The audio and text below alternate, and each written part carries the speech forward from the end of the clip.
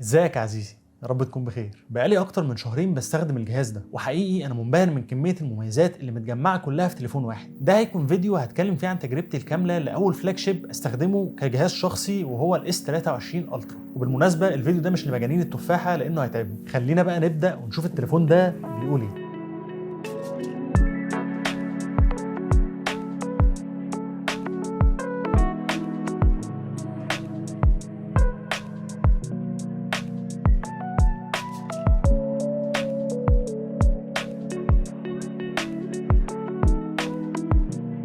قبل ما نبدا او نتكلم في اي حاجه، عايزك تنزل تعمل لايك، ولو مش مشترك اشترك في القناه لان في نسبه كبيره قوي من اللي بيتفرجوا على الفيديوهات مش مشتركين. اول حاجه حسيت بيها لما مسكت التليفون ده هي الفخامه. كميه فخامه غير طبيعيه موجوده هنا. احسن خامات مستخدمه مع وزن 234 جرام بيحسسك ان انت ماسك فعلا حاجه قيمه. ظهر الموبايل من الازاز متصنفر، واللون اللي معايا ده اسمه الفانتوم بلاك، وبصراحه انا بحب الاسود وشايف ان ده اجمد لون في الالوان اللي موجوده كلها. فريم الموبايل الومنيوم، ولو ركزت كده هتلاقيه لافف حوالين الموبايل وجاي من فوق الكيرف بتاع الشاشه من فوق ومن تحت، وكمان بيبقى باين من ظهر الموبايل لو بصيت عليه. كل الحاجات دي بتزود احساسك بالفخامه وانت بتستخدم الموبايل. سلسله الالترا عموما من سامسونج وقبلها النوت كانت مشهوره دايما بالكيرف، وهنا الكيرف مازال لسه موجود ولكن اقل بكتير من الاس 22 الترا مثلا. ممكن تحس ان التليفونين نفس بعض اصلا، التصميم واحد، وانا شايف ان دي حاجه كويسه فعلا. الموبايلين شكلهم حلو، وسامسونج بتحاول تطور نفس التصميم علشان تدي للسلسله او الموبايل ده هويه. بعد كده بتكون دايما عارف ان ده الالترا اول ما تشوفه حتى من بعيد. حتى الاس 24 الترا اللي لسه ما نزلش تسريباته وصوره بدات تنزل وهو واخد نفس التصميم بالظبط، ولكن الكيرف بتاع الشاشه اتلغى. ولكن عايز اقول لك ان التصميم ده فيه عيب رهيب وممكن يزعلك جامد. بالرغم من ان الشاشه والظهر عليهم حمايه فيكتوس 2،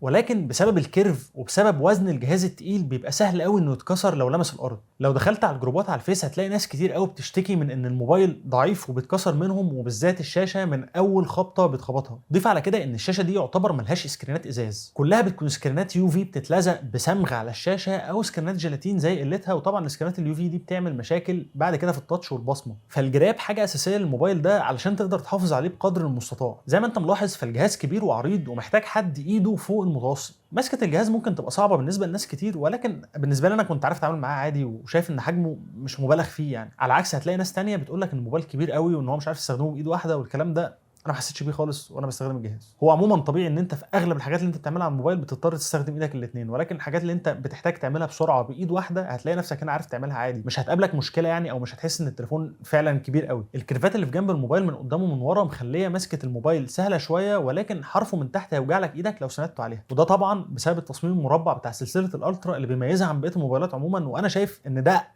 اصلا هو ده تصميم الموبايل. يعني الموبايل المفروض يبقى عامل كده. وحتى مكان البصمه هنا مظبوط، يعني متسنتر تحت نص الشاشه بشويه صغيرين، مش تحت قوي زي الموبايلات الثانيه بيبقى صعب ان انت توصله صبعك. الشاشه بقى اللي انا خايف عليها دي هي اكتر حاجه هتجذب انتباهك للجهاز. شكل الشاشه بالتصميم المربع ده رهيب، اجمل تصميم للموبايلات من وجهه نظري. الشاشه هنا كبيره، حجمها 6.8 انش، والريزوليوشن بتاعها بيوصل ل 2K على تردد 120 فريم. والوان الشاشه اجمل ما يمكن. الوان سامسونج اصلا غنيه عن التعريف. حتى الحواف بتاعت الشاشه من كل الاتجاهات صغيره جدا. الحافه اللي تحت بس هي اللي اتخن سنه صغيره ولكن مش باينه اصلا. انا بستخدم الموبايل ده حرفيا اكنه تلفزيون. طول الوقت ببقى ماسكه في ايدي او حاطه قدامي وبتفرج على حاجه. تجربه مشاهده المحتوى هنا مش طبيعيه. حجم الشاشه الكبير وجودتها وجمال الوانها، حتى لو بتتفرج على محتوى HDR فهيشتغل تمام، لان سطوع الشاشه هنا بيوصل ل 1750 نتس. وتقنيه الفيجن بوستر بتاعت سامسونج اللي بتعلي الاضاءه تحت الشمس وبتزود تشبع الالوان بحيث ان انت تبقى شايف الشاشه كويس قوي تحت الشمس. انا عارف ان بقى دلوقتي في ارقام اعلى من كده، ولكن ولا مره وانا بستخدم الموبايل ده في الشارع حسيت ان انا مش شايفه، بالرغم ان انا ببقى لابس نظاره شمس دايما في الشمس. كمان الصوت هنا بيكمل تجربه مشاهده المحتوى المتميزه. عندك سماعات ستيريو بتدعم الدولبي اتموس، صوتها عالي ونقي، ولكن الصراحه مش انقى حاجه انا جربتها. ساعات بحس لما صوتها بيعلى جامد او للاخر ان هو صوتها بيبدا يبقى فيه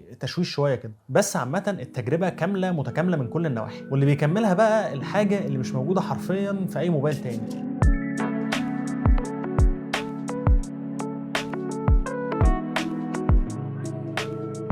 انت ممكن تكون بتقول ايه لازمته يا عم يوسف القلم ده؟ انا عمري ما هستخدمه ولا اطلعه من التليفون اصلا. انا عايز اقول لك ان سبب من الاسباب اللي خلتني اشتري الموبايل ده هو القلم. عالم اخر بيتفتح لك لما بتطلع الاس بن من جوه الموبايل. سهوله ودقه في التحكم اكنك ماسك ماوس في ايدك. تقدر تكتب بيه وتاخد نوتس زي الورقه والقلم بالظبط. عايز تعمل سيلكت لنص معين هتعرف. عايز تترجم كلمه معينه في النص اللي انت بتقراه من غير ما تدوس عليها بالقلم برضه هتعرف. عايز تعمل كروب للصور وانت بتعدلها، او حتى عايز تاخد سكرين شوت لجزء محدد قوي من الشاشه، كل ده بيتعمل هنا بمنتهى السهوله. كمان لو عايز تكتب على الصور او حتى تعمل لها اديت على لايت روم مثلا، عايز تتحكم في شويه حاجات الاس بين بيعملها عن بعد، زي ان انت تاخد صوره مثلا او تتحكم في الكاميرا او حتى تعمل بوز وبلاي للمحتوى اللي شغال على الشاشه عادي. بالنسبه لي انا بستخدم القلم بشكل اساسي على الجهاز ده يوميا في تجهيز الفيديوهات اللي انا بعملها، وبعمل كده على برنامج سامسونج نوتس اللي بالمناسبه طلع جامد قوي وفيه مميزات ياما قوي. حتى القلم ده بيساعدني في المالتي تاسكينج، لما بتكون قاسم الشاشه او فاتح كذا حاجه فوق بعض بتكون محتاج دقه في اللمسات اللي انت بتعملها. الدقه دي مش هتعرف توصل لها بصوابعك ابدا، خصوصا ان حجم الشاشه بيبقى صغير وانت قاسمها. الموبايل ده انجح موبايل في العالم في جزئيه المالتي تاسكينج دي. بص، عندك كل الامكانيات اللي هتساعدك لو بتستخدم الموبايل ده للشغل. بالمناسبه كنا اتكلمنا عن شويه مميزات منها في فيديو الواجهه الجديده بتاعت سامسونج ال1 يو اي 6، هسيبه لك يظهر عندك هنا دلوقتي. على ذكر الواجهه الجديده بقى، فالموبايل ده وصل له تحديث الاندرويد 14 مع ال1 يو اي 6.0. تجربه استخدام السوفت وير على الموبايل ده ممتازه بسبب الهاردوير اللي موجود عندك. الموبايل ده نازل باعلى المواصفات اللي كانت موجوده في السوق. معالج السناب دراجون 8 جين 2 بمعماريه ال4 نانومتر مع معالج رسومي الادرينو 740. والمعالج هنا نسخه مخصصه لسامسونج بتيجي بكلوك سبيد اعلى، او يعني مكسور سرعته. يعني هنا انت معاك اعلى معالج موجود لاجهزه الاندرويد، لا وكمان مكسوره سرعته اعلى من اي معالج تاني. طبعا الكلام ده لحد مؤخرا لان نزلت سلسله الشاومي 14 بمعالج ال8 جين 3، ولكن مازال الموبايل اللي معانا ده بينافسه مع 12 جيجا رام و256 جيجا مساحه داخليه. الموبايل هنا بالنسبه لي ما فيهوش غلطه. خلي بالك بس لان في نسخه ثانيه ب 8 جيجا رام، وفي نسخ ثانيه 256، في 512 وفي 1 تيرا. الموبايل بقى شغال معاك صاروخ في كل حاجه، ما بيقولش لا. تصفح، مالتي تاسكينج، سوشيال ميديا، مفيش اي حاجه بتقف قدامه. نادر قوي لما الواجهه تقطع معايا او تعمل دروب فريم للحظه كده، حصلت معايا مرات تتعدى على الصوابع حرفيا من يوم ما استخدمت الموبايل ده. في الالعاب الجهاز كان جبار بصراحه. انا بلعب عليه وور ثاندر، ودي لعبه تقيله قوي بقى، ولا تقول لي بابجي ولا الكلام الفاضي ده. الجهاز بيشتغل على 120 فريم في اللعبه دي على اعلى اعدادات، وبعد حبه كده مثلا بعد تلت ساعه ولا حاجه بيبدا يدفى شويه، والفريمات بتنزل بتبقى ما بين ال 80 وال 90 مثلا. اللعبه دي تقيله جدا وده طبيعي يحصل، وكمان سامسونج هنا حاطه لك شويه اعدادات تخليك تتحكم في درجه حراره الموبايل وهو شغال. انا عايز اقول لك ان انت لو جربت تلعب اللعبه دي على اي جهاز تاني هيبقى صعب قوي ان هو يعدي ال 100 فريم اصلا. عموما ده الظرف الوحيد اللي الجهاز ممكن يسخن فيه، انما خلال تجربه الاستخدام العاديه ما قابلنيش ولا مره ان الجهاز ده حتى دفى في ايدي. سامسونج هنا عامله نظام تبريد بيخلي الجهاز ده ما يسخنش. سامسونج هنا كمان بتوعدك ب4 سنين من التحديثات الاساسيه للموبايل ده و5 سنين من التحديثات الامنيه، ودي حاجه تخليك تشتري الموبايل ده وانت مطمن ان هو هيعيش معاك كمان 5 سنين من غير ما يواجهك مع اي مشاكل. وبصراحه دي خطوه كويسه قوي شركات الاندرويد ابتدت تاخدها الفتره الاخيره. لو هكلمك على بطاريه الجهاز فهي بطاريه بحجم 5000 ملي امبير، والحقيقه ان انا قبل ما اجيب الجهاز كنت بسمع عنه ان هو احسن بطاريه في الاندرويد وبتاع. اول اسبوعين كانت البطاريه ميته اخرها 3 4 ساعات سكرين اون تايم في اليوم بالكتير، لدرجه ان انا افتكرت ان الجهاز بتاعي فيه مشكله، وفكرت فيه مشكله في البطاريه فعلا وبايظ. ولكن اكتشفت بعد كده ان الجهاز بياخد فتره من 10 ايام لاسبوعين علشان يتعود على استخدامي، وبعد كده السكرين اون تايم على معايا فوق ال7 ساعات، واداء البطاريه بقى محترم جدا. بس بالنسبه لواحد شبهي فده اداء البطاريه العادي اللي الموبايلات الفئه المتوسطه بتديهولك اصلا، بس هو كويس يعني. لكن لو ماسك التليفون طول اليوم في ايدك فغصب عنك هتشحنه مره في نص اليوم، او لو بتلعب عليه طبعا. من بعد تحديث ال1 يو اي 6 البطاريه ادائها قل بشكل ملحوظ. لسه مش عارف بقى هل دي مشكله في التحديث وهم لسه هيحلوها ولا ايه، ولكن اداء البطاريه قل حوالي نص ساعه تقريبا. ولكن بعد ما نزلت التحديث بفتره عملت فورمات للموبايل وحاسس ان الاداء رجع طبيعي شويه. بالمناسبه كل الارقام دي وانا مشغل الشاشه على ال2K وعلى 120 هرتز طول الوقت. الجهاز هنا بيدعم لحد 45 واط شحن سلكي، ولكن لازم يكون معاك شاحن وكابل بيدعموا الشحن ده، لان الكابل اللي جاي في العلبه مش بيدعمه، وطبعا علبه الموبايل هنا ما بيجيش فيها شاحن. يا تجيب بقى شاحن سامسونج الاصلي ال 45 واط، يا تجيب اي شاحن من اي شركه ثانيه، ولكن تتاكد ان هو بيدعم تقنيات الباور دليفري 3 والبي بي اس. وطبعا لازم يكون معاه كابل 5 امبير او 60 واط علشان تاخد سرعه الشحن الكامله. عندك شحن لاسلكي 15 واط وشحن لاسلكي عكسي 4.5 واط لو هتشحن اي جهاز من الموبايل. انت لو وصلت لحد هنا فاكيد حاسس بالمجهود المبذول في الفيديو، فاعمل لايك واشتراك علشان اقدر اطلع فيديوهات احسن من دي الفتره الجايه ان شاء الله، وعشان عايزين نوصل ل 50,000 مشترك في اقرب وقت. اغلب اللي بيتفرجوا عليا مش مشتركين في القناه، فما تنساش تشترك وتفعل زرار الجرس علشان يوصلك كل الفيديوهات الجديده اول باول. وكمان خد بص على صفحتنا الجديده على الفيس، هسيب لك اللينك بتاعها في اول كومنت. تعالى بقى نبص على اجمد حاجه موجوده في الموبايل ده، الفتحات الكبيره البارزه اللي موجوده في ظهر الموبايل.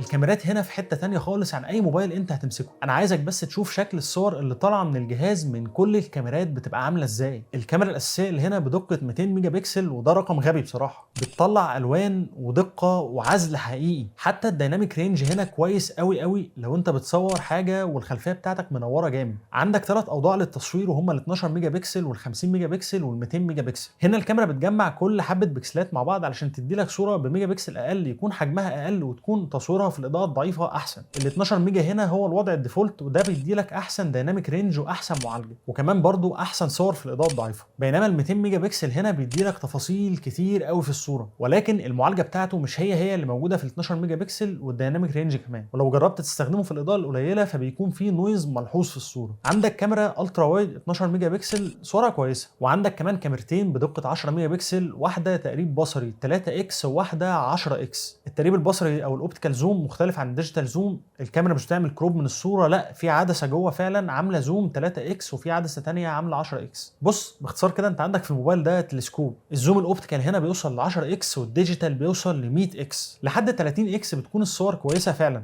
يعني ممكن تستخدمها عادي، ولكن بعد ال 30 اكس بتبدا الصور جودتها تروح وما بيبقاش باين منها تفاصيل كتير، ولكن بتفضل شايف نوعا ما اللي انت بتصوره. كمان كاميرا ال 3 اكس هنا ممكن تاخد بيها بورتريهات، وده من وجهه نظري احسن بعد للتصوير البورتريه. ممكن نكون شفنا ال 5 اكس في الايفون 15 برو ماكس اللي لسه نازل، ولكن انا حاسس ان هو غشيم شويه، لان انت مضطر تبعد فعلا كتير عن اللي انت بتصوره. وعموما كل ما البعد البؤري بيزيد، كل ما شكل الصور البورتريه او الاشخاص بني ادمين في الصور بيطلع احلى. الموبايل هنا مش بيغلط ابدا في العزل اللي بيعمله، وطريقه معالجته لالوان البشره بتكون كويسه وفعلا حقيقيه شبه ما انت بتكون شايفها. حتى كل الكاميرات هنا بتطلع نفس معالجه الالوان، مش هتحس بفرق مختلف ما بين كل صوره والتانيه في الالوان زي ما انت شايف كده. العيب الوحيد اللي حسيته في التصوير هنا هو ان مفيش ثبات على نفس مستوى الصور. الكاميرات هنا تفضل تطلع لك صور جميله قوي، وتيجي مره واحده كده تقوم عامله حاجه غريبه في المعالجه ما تفهمش ايه ده. هي عموما سامسونج بتعتمد على الذكاء الاصطناعي بشكل كبير قوي هنا في المعالجه بتاعت الصور. الصوره في الفيو فايندر قدامك بتبقى حاجه، وبعد ما بتدوس على زر الشطر وبتتصور بتبقى حاجه تانية خالص. ولكن ما تفهمنيش غلط، الموبايل هنا بيطلع صور جامده قوي، وقليل قوي لما تلاقيه هجس في صوره. عندك هنا وضع البرو اللي بيخليك تتحكم في كل اعدادات الكاميرا وانت بتصور، وده بيخليك تقدر تصور صور احترافيه بالفون، ولكن للاسف ما بيشتغلش مع البورتريه. صور النايت مود هنا كويسه، مش بتاخد وقت طويل في التصوير، ولكن بتطلع صور حلوه في الاضاءه الضعيفه. ولكن عيبها الوحيد بالنسبه لي هو طريقه تعاملها مع لون البشره والاضاءه بتاعت السماء في الضلمه. يعني انا بالليل مش عارف ليه السماء بتطلع منوره، رغم ان انا يعني المفروض ان السماء دي ضلمه، بس السماء بتطلع دايما منوره شويه في الصور النايت مود. كمان عندك تطبيق اكسبرت رو من سامسونج، وده بيخليك تصور صور رو مانوال فيها كل التفاصيل اللي انت تتخيلها، لدرجه ان الصوره الواحده ممكن تعدي ال 100 ميجا عادي، وده بيديك امكانيه كبيره في التعديل عليها بعد كده. قدامك دلوقتي صوره مصورها بالاكسبرت رو والتعديل بتاعها جنبها. الفيديوهات بقى قصه تانية خالص، كل الكاميرات اللي عندك بتصور لحد 4K 60 فريم. تصوير الفيديوهات هنا ممتاز من كل الكاميرات، ويعتمد عليه سواء الصبح او بالليل. ده كده التصوير على ال 8K. مش عارف بصراحه الصوره تكون عامله ازاي، بس انا شايف الصوره شارب خالص قدامي على الكاميرا. ده كده تصوير الفيديو على ال 4K 30 فريم بالكاميرا الاساسيه، وطبعا تسجيل الصوت دلوقتي من التليفون مصور على 4K، ودي الكاميرا الاساسيه. ممكن هنا تقلب ما بين الكاميرات كلها وانت بتصور الفيديو عادي. يعني دي الكاميرا كده الالترا وايد، دي الكاميرا الاساسيه.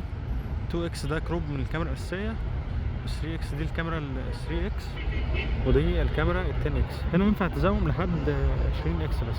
تاخد تثبيت من كل الكاميرات، وبالذات الكاميرا الاساسيه خرافي. كمان عندك وضع السوبر ستيدي، بيحتاج شويه اضاءه زياده لانه بيستخدم الكاميرا الالترا وايد، ولكن بيديك ثبات غريب بصراحه.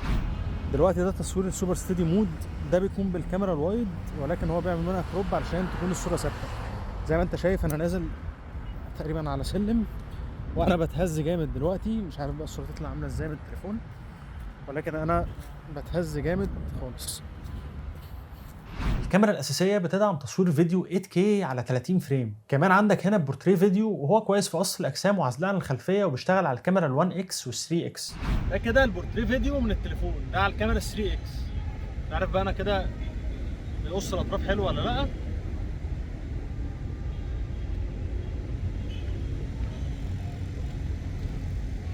حلو، ولكن برضو ما تقدرش تستخدمه مع البرو فيديو وتظبط الاعدادات بنفسك. زرار الشطر هنا بطيء شويه لو انت عايز تاخد كذا صوره ورا بعض، وكمان سرعه الشطر مش دايما بتبقى مظبوطه، ساعات هتلاقي فيه موشن بلور في الصوره لو في جسم قدامك بيتحرك وانت بتصوره. طبعا الكلام ده خصوصا على ال 200 ميجا بكسل، ولكن عندك اوبشنات في السوفت وير انك تسرع سرعه الشطر على حساب جوده ومعالجه الصوره. ودي شويه صور بالكاميرا السيلفي، ادائها كان كويس قوي بصراحه حتى في الاضاءه الضعيفه، وكمان بتصور فيديوهات 4K 60 فريم. وكمان موجود عندك برضو البورتريه فيديو، ده كده تصوير البورتريه فيديو على الكاميرا الاماميه 4K. وزي ما انت شايف قصر الاجسام، مش عارف بقى هو هيكون باين ولا لا. وبرضو الاضاءه اللي انا بصور فيها دلوقتي مش اجمد اضاءه، ف زي ما انت شايف العزل يعني هو كويس نوعا ما، مش غلطان في العزل ولا حاجه. وزي ما انت شايف برضو بيقص الاطراف كويس نوعا ما. الموبايل ده بصراحه ممكن تعتبره كاميرا احترافيه معاك بكذا لينس ممكن تستخدمها في تصوير الصور والفيديو. لو حد مهتم ان نعمل فيديو عن التصوير سواء صور او فيديو بالموبايل ده بشرح فيه كل التفاصيل يقول لي في التعليقات. الحقيقه انا مبسوط جدا من تجربه الموبايل ده، ومتحمس اشوف الاس 24 الترا لما ينزل هيقدم لنا ايه جديد. من وجهه نظري مازال الموبايل ده هو الموبايل المتكامل المثالي اللي بيقدم لك كل حاجه انت محتاجها، حتى بعد ما شفنا الايفون 15 برو ماكس. هو ممكن بس يكون احسن من ده في بعض الحالات في التصوير، ولكن لو بصيت لفرق السعر ما بينهم فهتتاكد ان الالترا لا يعلى عليه. الى الان سعر الموبايل ده في مصر ضمان دولي هو 45000 جنيه، وسعره ضمان محلي بيوصل ل 53000 جنيه. طبعا سعره بره مصر اقل من كده بفرق ملحوظ، وكمان سامسونج بتنزل لك معاه هدايا وبتاع. الحمد لله انا لحقت الجهاز ده لما سعره وصل في مصر هنا ل 36000 جنيه من حوالي شهرين ونص تقريبا. بالسعر ده دلوقتي مفيش غير الايفون 14 برو ماكس هو اللي بينافس الموبايل ده، وكمان سعره اغلى منه. وانا من وجهه نظري وبكل ثقه بقول لك ان الموبايل ده احسن منه في كل حاجه. يا راجل ده بيقارنوه بال 15 برو ماكس اللي هو اصلا اصدار احدث منه بسنه، ويقول لك التفاحه وبتاع. ما علينا، احنا مش عايزين نزعل حد مننا، مستخدمين الاندرويد كلهم على راسنا. لو وصلت لحد هنا فانت اكيد شايف ومقدر المجهود اللي انا عامله في الفيديو، فما تنساش اللايك والسبسكرايب وانك تشغل زرار الجرس علشان يوصلك كل الفيديوهات الجديده. لو عندك اي سؤال او استفسار سيبولي في الكومنتات وانا هرد عليك ان شاء الله. كان معاكم يوسف، اشوف وشكم على خير، مع السلامه.